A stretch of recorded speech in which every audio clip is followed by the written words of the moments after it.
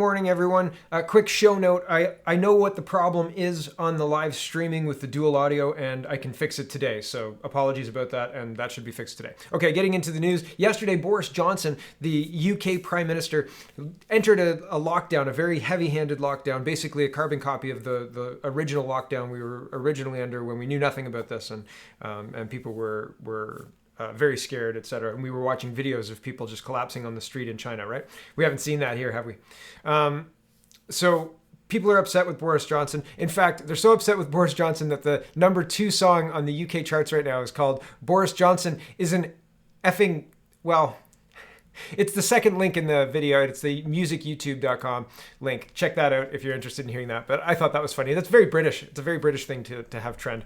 But a whole bunch of people packed train stations to get out of Tier 4 restriction areas. That the Tier 4 restriction was coming into effect at 12:01 this morning at midnight, basically this morning. So people were escaping those restrictions. People aren't liking these lockdowns, and they're ineffective anyway.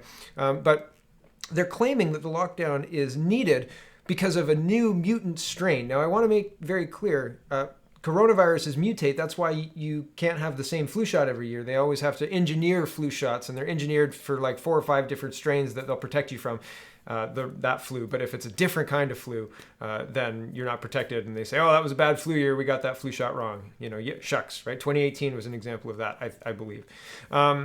So with the new coronavirus, with the new mutant coronavirus, they're saying that it's more transmissible and so poses a bigger risk, right? This new coronavirus. And so they're locking people down in Tier 4. And it's such a big risk that in an unprecedented move from this Canadian Liberal government, Patty Haydu is saying, this afternoon, Justin Trudeau and I are meeting with our colleagues and officials from the Incident Response Group to discuss the genetic variant of the virus that caused the COVID-19 identified in the United Kingdom. So that's the mutated strain we were just talking about. And then Canada is restricting flights for 72 hours, right? 72 hours from the United Kingdom. A lot of people were, well, and Patty Haydu put this tweet out, we're suspending flights from the United Kingdom and putting in place enhanced measures for those who have recently arrived from the United Kingdom. We will always take whatever action is necessary to keep Canadians safe. Wouldn't the current measures be good enough? Like the Quarantine Act is in place. You have to quarantine for 14 days if you're arriving from a place, right? Or you know, are some people not allowed or exempt from that for whatever reason? You know, why would anybody be special? The virus doesn't see status, right? Anyway, regardless, Jackie Biden says, I'm old enough to remember when this kind of preventative measure was considered racist by, checks notes, Patty Haydu. Yeah. So, I mean, remember when she implied that stopping flights from China because we were seeing videos of Chinese people falling down and having seizures was racist? Yeah, me either. There was a whole video of her kind of taking down a journalist who said, you know, shouldn't we be stopping flights? Even to this day, we're still not stopping flights from China. We're still landing flights from China. And in China, they're behaving as if, you know, masks don't work and asymptomatic people can't spread the disease. They also, I'll talk about it later, there was a study of 10 million people in China that shows asymptomatic spread never occurs. Never, ever occurs. Never. I'll give you the link later in the show. So wild, right? Wild. Here is an urgent message about the COVID-19 vaccine. This is Dr. Vernon Coleman. He reads shocking data about anaphylaxis following the mRNA COVID-19 vaccine recipient. Okay, so this is 2 minutes and 44 seconds. Hold on. I was going to try and find like a small clip to show you, but I think I'll just show as much of this as it makes sense. He does the math and he talks about how many people have been injured by this vaccine up to now. This is the Pfizer vaccine, the one that's being rolled out in Canada, is being rolled out in the United Kingdom, and talks about the rates of people who are currently under medical care according to the CDC's own reports. Okay, so the link is in the description. Check it out. Here's a little bit of it. Go. Shortest video I've ever made, and I think it's probably the most important. I've just seen a report from ACIP COVID-19 Vaccine Work Group at the CDC in America. ACIP is the Advisory Committee on Immunization Practices, and this is a report on anaphylaxis following mRNA COVID-19 vaccine receipt, and the report includes a table headed V-Safe Active Surveillance for COVID-19 Vaccines. The table lists the number of registrants with the recorded first dose by December the 18th as 112,807, and the number of health impact events as 3,150. Health impact events are defined as individuals, open quotes, unable to perform normal daily activities, unable to work, and required care from doctor or health professional, close quotes. That's 2.79%, and it's within days of receiving the vaccine. If 60 million people in the UK have the vaccine, we can expect 1.67 million people to be unable to work, unable to perform normal daily activities, and to require care. I don't know how long for. If 6 billion people worldwide have the vaccine, then the number rises to 167 million. And this, remember, is a short-term problem. We don't know what will happen in the medium and long term. That's a good place to stop it. Math is scary sometimes. Jordan Peterson once was talking about math is scary because he said, think of how often you visit your parents, right? Is it Christmas or is it weekends, right? And you can find out how many weekends it is in a year. So that's 52. So if it's, every other weekend, 25. So how many Christmases, 3 or 4 left with your parents, 10 or 12 left with your parents, right? Don't be sad about it. But math is cruel. Math is terribly, terribly cruel in that the numbers don't lie, right? The numbers speak for themselves. And when you've got such a high rate of injury, what are we doing? Is the cure worse than the disease? Is it a cure at all? 680 News says, resurgence of virus outbreaks around the globe has dented the optimism that vaccines can bring a swift end to the pandemic. Did anybody really have optimism about these vaccines? Yes, please give me the rushed vaccine. Oh, yes, I'll just roll up my sleeve for you right here. Right after watching that nurse collapse. And I mean, I don't know. I've heard all sorts of rumors about what happened to the nurse who collapsed, about her social media going dark and her not returning to work and all sorts of stuff. And it doesn't matter really. I mean, if there was a further negative response from the vaccine and she's injured in some way, I hope that's not true. I did see video. I heard that she removed the video of her talking afterwards, or that video has been removed and her social media is all dark and whatever. But having that happen on live television is the worst possible PR you could possibly get. Like it is terribly bad. If this nurse had a genuine history of fainting, they probably should have known that, and they probably shouldn't have put her out front and center. If she didn't, saying that she did is disingenuous, and if she's injured, that's terrible, and even worse. Right? And even worse PR, like the worst possible PR. So, but either way, regardless of what's happened to her since then, that video of her, seeming okay, although she seemed a little cloudy, she didn't seem very clear in the head. She seemed like she was trying to concentrate, but having difficulty with it. And then halfway through the video, when she kind of went, oh, and put her hand to her head, that was involuntary, right? Like, if you've been a husband in a delivery room, or if you've had a baby, there are involuntary things that humans do. That was involuntary. So, that's not great. That's the worst possible PR, regardless of what happened after, right? Regardless of what happened after, because a lot of people saw that. Here's back to the UK a little bit. The UK COVID-19 testing data since September by different regions reveals a very close correlation between number of people tested and the proportion who test positivity rate. Not clear what, if any, causal explanation there is to such a close correlation, but indications are that an increasing positivity rate may not be due to an increase in underlying infection rate, a full discussion here. And the lockdown decisions could result purely from decisions to increase testing. All the usual caveats apply. In this case, this analysis has been done in a hurry to get it out, and the results seem so unusual could not be seen from looking at the overall UK data. It's an interesting. I went through this, and it would take like 5 minutes, but essentially, like, you would expect to see if there's an increase in infectiousness, the increase in testing wouldn't have an impact on the like the rates of positivity, the positivity rate, the number of positive tests. But you can't see it in this breakdown. But early on, the blue line is the positive tests, the orange line is the number of tests. Early on, they were testing sick people, so they had a high positivity rate, you see? And as time's gone on, we're testing healthy people, so the positivity rate is going much lower, but it falls in line with increased testing, so it responds to the number of tests that are being done. You see in the line there? Right? The number of tests goes up and the number of positives goes up in line.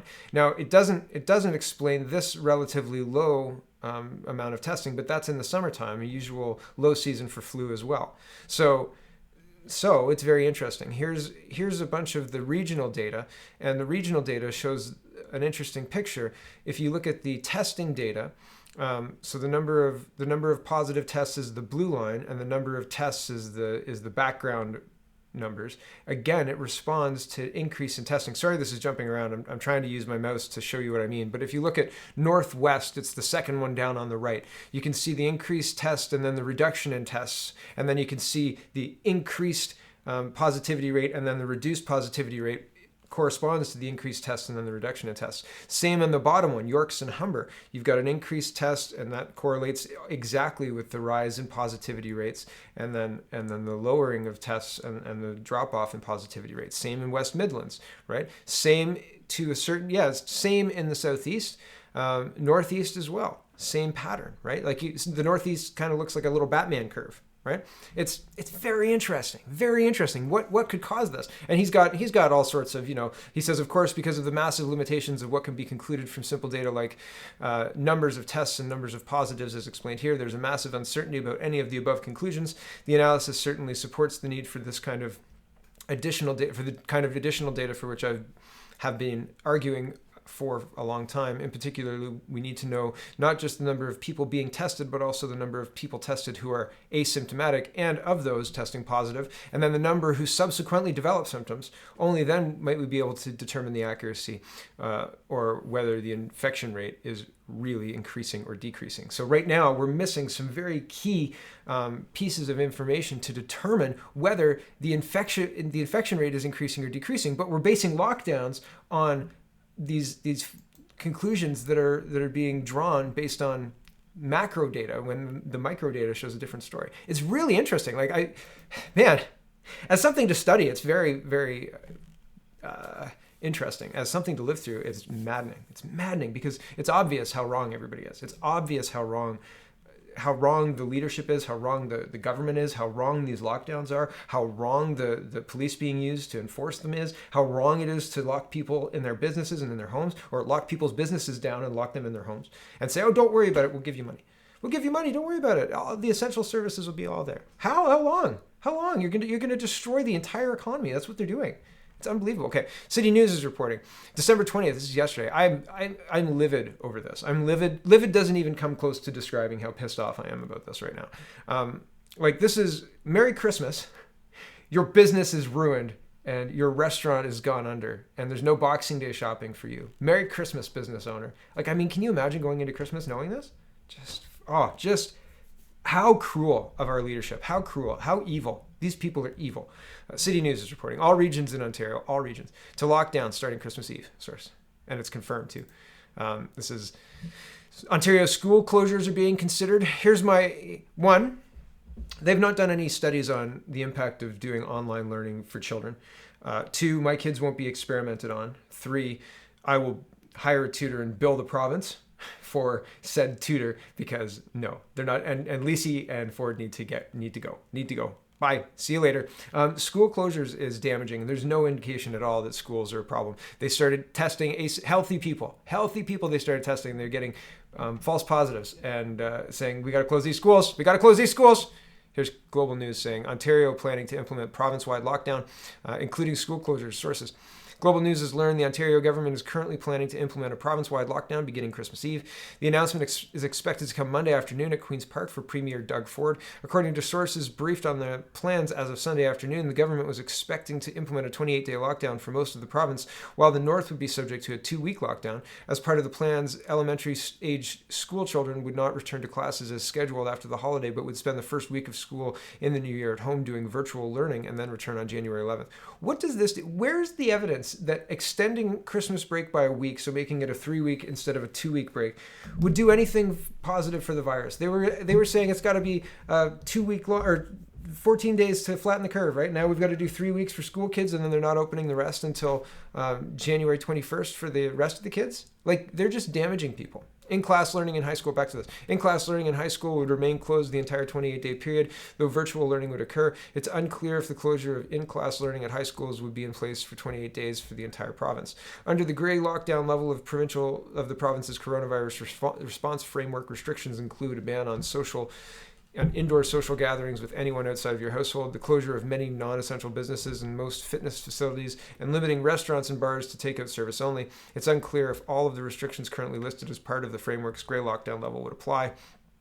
Restrictions that currently exist on some big box retailers in the hardest hit areas of the Greater Toronto area are expected to be extended to the rest of the province. In areas currently under lockdown, essential big box retailers are subject to 50% capacity limits, and customers must be spaced out by 2 meters in lineups. In the middle of winter, they want people standing outside to wait in line to go into stores. Are you kidding? This is about health. This is about safety. This is about what? Can you imagine your grandmother or your grandfather going to wait in line to go to the store because in a snowstorm or in a blizzard? I mean, you gotta get milk, right? Like, and what about after the blizzard or a few days later? It's still cold, right? Like, there's a reason that we use oil and gas to heat our buildings. There's a reason that we live in Canada. It's because we've been able to utilize the rich country that we live in to make it habitable 12 months of the year. It's not an accident. It's not any of the evil things that they're trying to train our children that it is. It is ingenious. It is a gift given from the people who built this country, and we're destroying it. We're letting these people destroy it for nothing. For nothing. Nothing. It's so unbelievable. If the lockdown measures hadn't worked in Toronto and Peel, why implement a broader lockdown? Instead of constantly deferring to the public health officials who haven't arrested the speed of COVID-19, maybe they ought to be replaced with some fresh faces and fresh perspectives. Here's the victims of this never-ending cycle of lockdowns are being ignored. This is a Telegraph UK article, so I couldn't read all of it, but people are talking about the harms of lockdowns. Here's Jackie Budden again. She says, okay, bear with me here, but is anyone in the government trying to figure out why places without lockdowns are slowing the spread versus Toronto? Anyone asking what the difference is? It may require something called contact tracing. I don't think contact tracing is the answer. Pundit Class says it's because the vast majority of infections end with a full recovery, at which point the individual has antibodies and is a barrier to transmission. This is the same way vaccines work, but better because the mRNA vaccines produce an immune response from just one viral protein. So they're just protecting you against one thing. Here's what the WHO says about lockdowns. Important point by Professor Gupta. I want to say it again. We in the World Health Organization do not advocate lockdowns as a primary means of control of this virus. The only time we believe a lockdown is justified is to buy you time to reorganize, regroup, rebalance your resources, protect your health workers who are exhausted. But by and large, we'd rather not do it. Just look at what's happened to the tourism industry, for example, in the Caribbean or in the Pacific, because people aren't taking their holidays. Look what's happened to smallholder farmers all over the world because their markets have got dented. Look what's happening to poverty levels. It seems that we may well have a doubling of world poverty by next year. We may well have at least a doubling of child malnutrition because children are not getting meals at school and their parents in poor families are not able to afford it. This is a terrible, ghastly global catastrophe, actually. And so we really do appeal to all world leaders. Stop using lockdown as your primary control method. Develop better systems for doing it. Work together and learn from each other.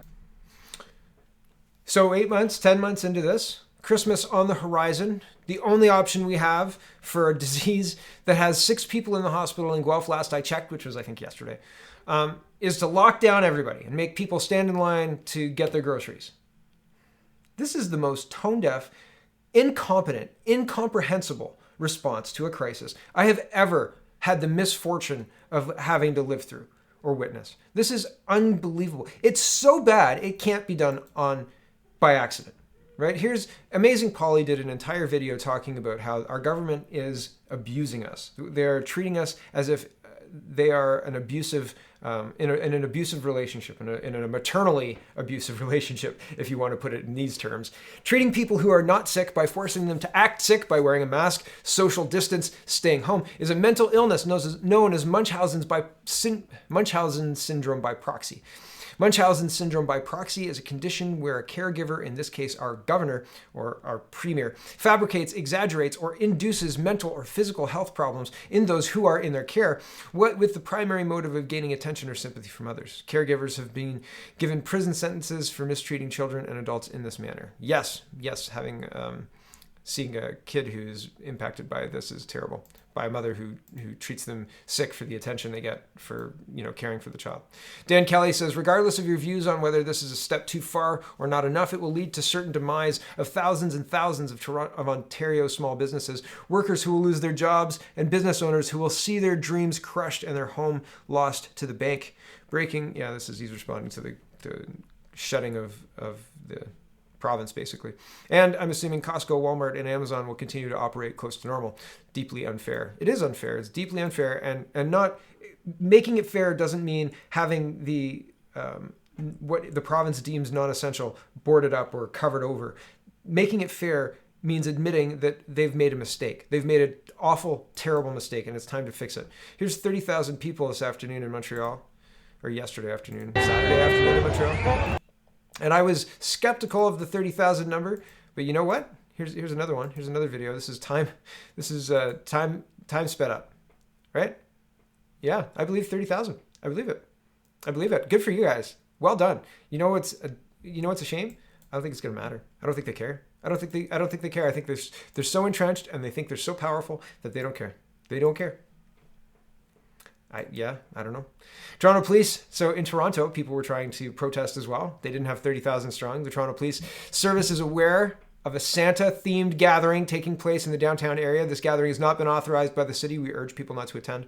Toronto is under provincial order to help prevent spread of COVID-19. Gatherings of more than 10 people are prohibited. No permit has been issued for this gathering. This is a very different, big departure. If this was a Black Lives Matter protest, but this is an anti-lockdown protest. So, right. Police, again. Officers remain in the area. Public safety is a priority, and we ask you to stay home to protect yourself and others. We will continue to monitor the situation. An organizer of the event has been identified and served a summons to appear in the court under the Reopening Ontario Act. Here's News Talk 1010. Unsanctioned anti-lockdown Christmas protest underway in Toronto, impacting traffic along northbound Yonge Street. About 200 headed from YD Square, Yonge and Dundas Square, towards St. Clair. Police urging people to stay away from the area. Organizers served summons to appear in court. Right? Crush them. Crush them. This is a Calgary mall. I'm not going to play this video. It's just awkward. But the security guard here is asking them not to drink their coffee because they aren't wearing a mask and walking through the mall. And so, yeah. Here is what I teased earlier. The asymptomatic spread has been debunked, and it's been debunked by a big study in China. And I mean, if we're using Chinese vaccines, then we should be using the science as well, right? Why not? Asymptomatic spread, says the American Institute for Economic Research. Revisited. Let's have a look. The initial round of lockdowns was not about suppressing the virus, you'll remember, but slowing it for one reason, to preserve hospital capacity. Whether and to what extent the curve was actually flattened will probably be debated for years, but back then there was no question of extinguishing the virus. The volume of the curve, tall and quick or short and long, was the same either way. People were going to get the bug, but the bug burns out, herd immunity.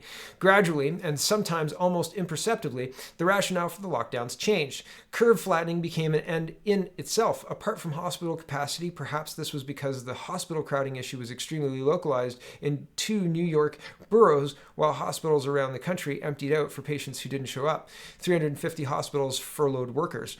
Similar situations happened in Ontario and Canada. They've been doing layoffs in hospitals, I've heard.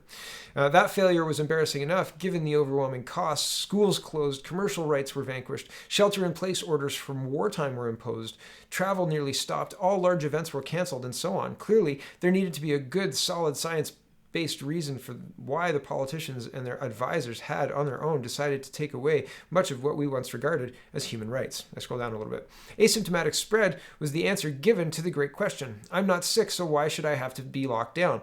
Why are we quarantining the healthy? And what possibly could it mean, in any case, to be sick without symptoms?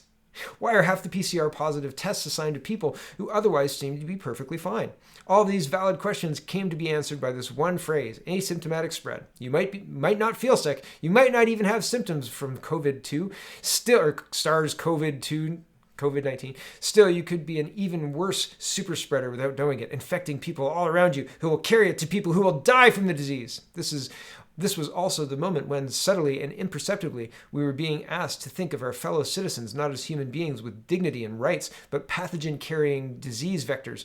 We had to be masked, all of us, because we are secretly filthy and unclean. We cannot be allowed to breathe near others, so even with a mask, we must stay 6 feet away. As I type these words, I feel sure that if anyone reads them in 10 years, the reader will assume I'm writing fiction or engaged in wild hyperbole. To the future reader, this is all true. To the current watcher, this is a sad, sad reality to live through. It is. To walk through the mall, I don't go to the mall because why? But to walk through like Walmart while grocery shopping or whatever and be looked at with disdain if you're not wearing a mask, that's interesting. Like, that's an interesting situation to be in because they've criminalized or made private your face, right? Wow, what a wild thing. Like, you are so dehumanized that other people are angry if you're not covering your face. Wild. So here's, on June 7th, carrying on back to the American Institute for Economic Research. On June 7th, Dr. Maria van Kerkhoff, head of the WHO's Emerging Disease and Zoonosis Unit, Zoonosis? I've probably got that wrong, told the press conference that from the known research, asymptomatic spread was, quote, very rare. Quote, from the data we have, it still seems to be rare that an asymptomatic person actually transmits onward to a secondary individual, she added for emphasis. It's very rare. And here's the video if you want to watch it. I'm not going to play it again. I've played it before. There was an understandable explosion of fury on all sides. People against lockdowns were screaming all over Twitter that if this is true, the rationale for lockdowns mostly disappears. We can go back to our normal lives. We can open up everything again. I wrote at the time, what this suggests, of course, is that there's nothing mysteriously magical or insidious about this new virus. It behaves like the viruses that scientists have been studying for 100 years. What we do with a normal virus is be careful around others when we have symptoms. We don't cough and sneeze on people and generally stay home if we're sick. That's how it's always been. You don't need lockdowns to achieve that. You just proceed with life as normal, treating the sick and otherwise not disrupting life. If this is the case with this one, everything we've done over the months, the mask wearing, the grasshopper dance, not to be next to people, the canceling of everything, the wild paranoia, the pre-modern confusions have been a calamitous and destructive waste of time, energy, and money. On the other side, there was a predictably pro-lockdown mainstream media, which decried her hearsay. The cry was so loud that the WHO immediately started walking back the claim, mostly with hints and suggestions that didn't say untrue things, but did not repudiate the initial claim either. Quote, there is much to be answered on this. There is much that is unknown. It is clear both symptomatic and asymptomatic individuals are part of the transmission cycle. The question is, what is the relative contribution of each group of the overall number of cases? Following that, the questions seemed to fade. We went back to assuming that potentially everyone had a disease, enabling fellow citizens to become virtuous enforcers of mask wearing, staying home and separating, screaming and yelling at others for failing to comply. The science on the question was unsettled, we were told. So let us go back to wrecking life as we once knew it. The fog of disease mitigation, indeed, but as with most of the science throughout this ordeal, it eventually came to be revealed that good sense and rationality would prevail over implausible claims and predictions that led to experiments in social control without any precedent. In this case, the carrier of rationality is a gigantic study concluded in Wuhan, China, of 10 million people. The article appears in Nature, published November 20th, 2020. And they rapidly tried to discredit Nature and discredit this article. But anyway, the conclusion is not that asymptomatic spread is rare, or that the science is uncertain. The study revealed something that hardly ever happens in these kind of studies. There was not one documented case. Forget rare, forget even Fauci's previous suggestion that asymptomatic transmissions exist but does not drive the spread. Replace all that with never, at least not in this study for 10 million people. 10 million study, there were no positive tests among 1,174 close contacts of asymptomatic cases. So if people got a positive test, and they had no symptoms, this study tested all their close contacts, and not one of them tested positive. Not one of them had coronavirus. Not one. Not sometimes. Not, enough that could be concerning. None. Proven in science. If you believe that a test of 10 million people is science. None. What are we doing? What are we doing? Back to this. One might suppose that this would be a huge news. It would allow us to open up everything immediately. With the whole basis for post-curve flattening lockdowns crumbled, we could go back to living a normal life. The fear could evaporate. We could take comfort in our normal intuition that healthy people can go out and about with no risk to others. We could take off our masks. We could go to movies and sports events. From what I can tell, there was only one news story that was posted about this. It was on Russia Today. I've not been able to find another one. People not following the right accounts on Twitter wouldn't even know about it at all. We've been hearing about how we should follow the science. That claim is tired by now. We know what's happening. The lockdown lobby ignores whatever contradicts their narrative, preferred unverified anecdotes over actual scientific study of 10 million residents in what was the world's first major hotspot for the disease we are trying to manage. You would expect this study to be massive international news. So far as I can tell, it's just being ignored. With solid evidence that asymptomatic spread is nonsense, we have to ask, who is making decisions and why? Again, this brings me back to the metaphor of fog. We are all experiencing confusion and uncertainty over the precise relationship between the strategies and the goals of panoply of regulations and stringencies all around us. Even the rationale has become elusive, even refuted, as frustration and disorientation have replaced what we vaguely recall as clarity and rationality of daily life. Yep. So, the whole coronavirus thing, I think, is encapsulated well in this article. I don't think anybody knows what to think. I think everybody is afraid because of the spinning that the media has done, and none of it's true. None of it's true. We could live a normal life if only we demanded it. If only we said no more. If only we said, you are liars, and demanded they leave their office. Moving on. Harjit Sajjan's watching my show. Not really. CP24 is reporting, Canada has significant concerns about China, Defense Minister. Defense Minister Harjit Sajjan says, Canada and its allies have significant concerns about China, starting with its unpredictability, its refusal to play by the rules, and its expanding footprint around the world. Sajjan's comments come as the Canadian armed forces have become increasingly focused on what is described as the next great power competition between the West and an emergent China. Sajjan declined an interview with the Canadian press to describe China as an adversary and emphasized the importance of talk and diplomacy in dealing with Beijing. However, he said that continued detention of 2 Canadians in apparent retaliation for Canada's arrest of Huawei executive Meng Wanzhou is one way China is flaunting international rules and treaties. But what about the China files? We've got 2 Canadians in prison, the 2 Michaels, and you guys are sending military envoys and people to celebrate Beijing's 100th anniversary or whatever it is. Kind of contradicts things, right? The PMO is upset because Chinese military aren't being trained on Canadian ground. Lots of concerning stuff there, Mr. Harjit Sajjan. Very, very concerning. Globe and Mail is reporting, Taiwan urges Canada to join global coalition against China. He hopes Canada could join with the United States, Australia, Japan, Europe, and other democracies to take actions against China that would make it think twice about invading his country. I don't think that that's likely to happen. I don't think that Canada is likely to join this group. Have we banned Huawei yet? No. And nobody cares that, we might lose our Five Eye status. That's probably not a bad thing necessarily, but it definitely doesn't increase our standing on the world stage if we get stripped from Five Eye because we can't remove the communist dictatorship from handling our telecommunication systems. Yep. So that's like a concerning thing, right? Justin Trudeau doesn't seem worried about it, though. He said he's not eager for an election, but he's ready for one. Well, when you control the press and when you control pretty much all the aspects of the election. I have no confidence in a fair election in Canada at this point in time. Like zero confidence. I don't know that that's any kind of news. I think if you watch my show, you probably understand that there's serious questions about election integrity around the world if they're rigging presidential elections in the United States, right? And we all knew that the midterms had concerning outcomes, right? Ilhan Omar's brother and immigration fraud and all sorts of stuff that happened with that. So. But at that point, there should have been concerns. At that point, people should have said, if they're doing that to that country, maybe they've targeted, they being, whoever made Dominion. I don't know who. Maybe CCP, right? Maybe CIA in Venezuela. Maybe Hugo Chavez and Maduro. I don't know. I don't know who made it.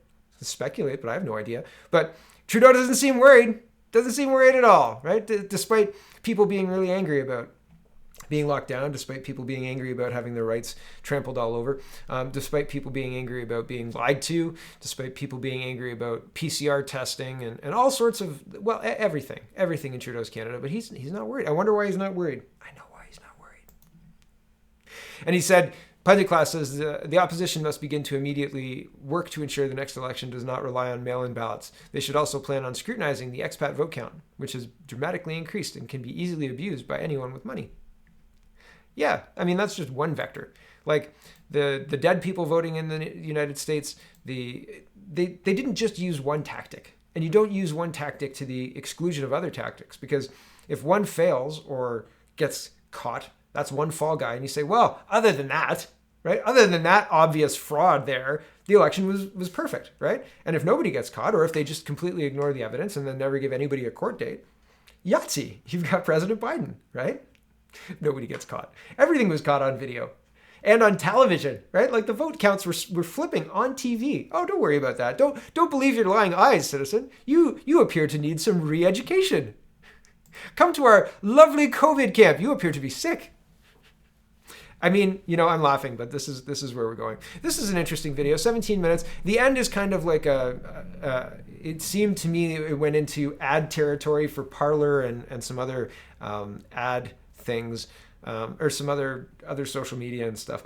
The problem with Parler and the problem with going away from the platforms, I don't have a problem being off Facebook too much, because it's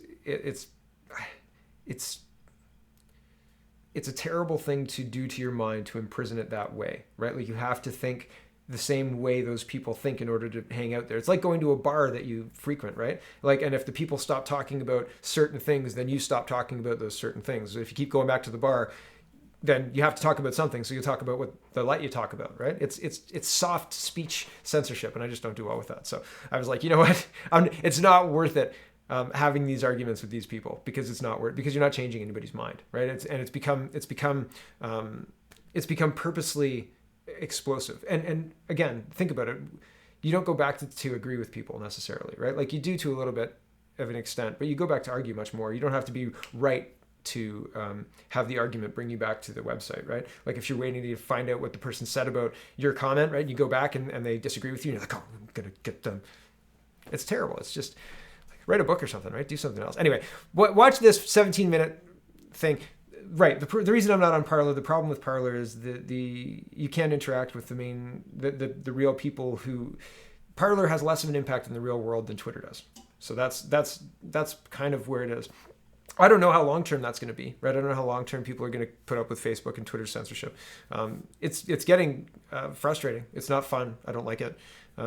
So I don't know. But the reason that I'm there is I look at the news, and the news happens there, right? People aren't updating their Parler accounts for daily news.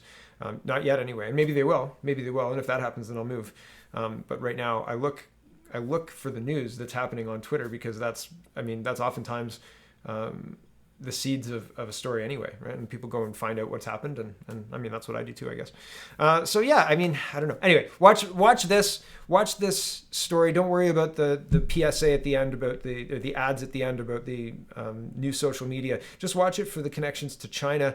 Watch it for the connections to the plot to steal America, who's involved. It's just an interesting, I think that there's a lot of truth in it. I don't know if it's all true, but I think that there's a lot of truth in it. So I think it's worth your time. Thanks for watching, everybody. Check out CanadaPoly.com. Check out CanadaReport.co. Check out SpeakingMoistly.co. Have a wonderful, wonderful